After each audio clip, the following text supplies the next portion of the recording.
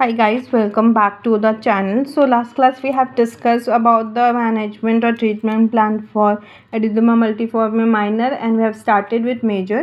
We have seen that कि उसमें systemic corticosteroids लगता है, mainly जो regimen 2 होता है वो लगता है, और जिनमें swallowing difficulties होती है उसमें हम लोग intravenous methylprednisolone देखते हैं. तो ये यहाँ तक हम लोग कल लास्ट क्लास में देख चुके थे. Okay, let's continue. Okay, happy Independence Day, guys. Let's start. Hydration with intravenous fluid and antibiotics such as vancomycin, ampicillin with sublactam or erythromycin are given concomitantly.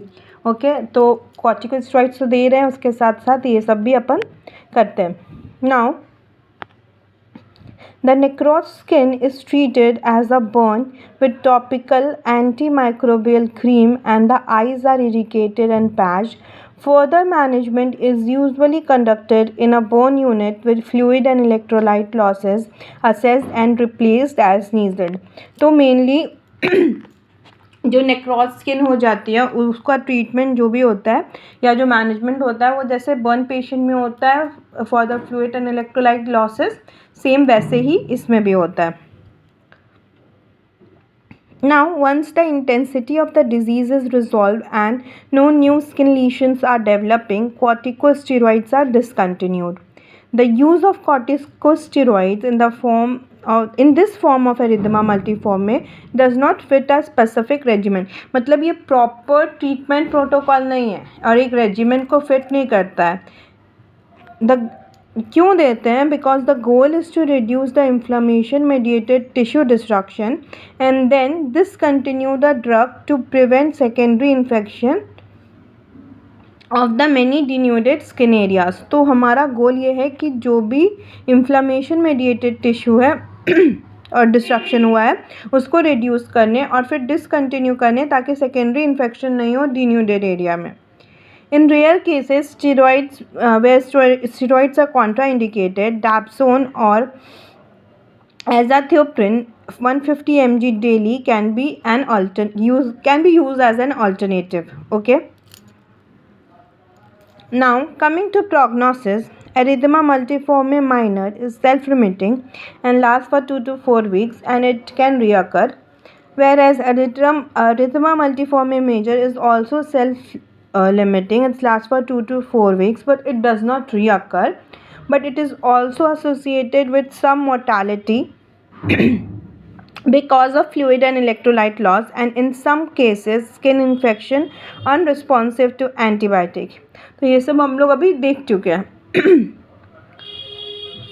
Now, in addition, blindness, impotence and disfiguring scar formation may be seen and may result in lifelong disability. So that was all about erythema multiforme major and minor. Now we will be starting a new topic, that is systemic drug reaction. तो हम देखे थे बहुत सारा cases, मतलब 50% of जो major erythema multiform में major का केसेस है वो ड्रग रिलेटेड होता है. तो will be seeing the kind और टाइप्स ऑफ ड्रग रिएक्शन कौन कौन से होते हैं और मेनली पैथोजेनेसिस क्या होता है इसके पीछे. तो systemic drug reaction to systemically administered drugs are more common. The target organ is the skin in most cases, but it may be the oral mucosa in others. Some drug reactions produce a specific clinical presentation and therefore may be distinguished as a distinct entity or given a specific name. तो जो भी drug reaction है वो अपना अपना distinct entity prove करता है, तो ऐसा माना जाता है कि उसको डिफरेंट नेम ही दिया जाए तो वो ज़्यादा बेटर है या स्पेसिफिक नेम दिया जाए.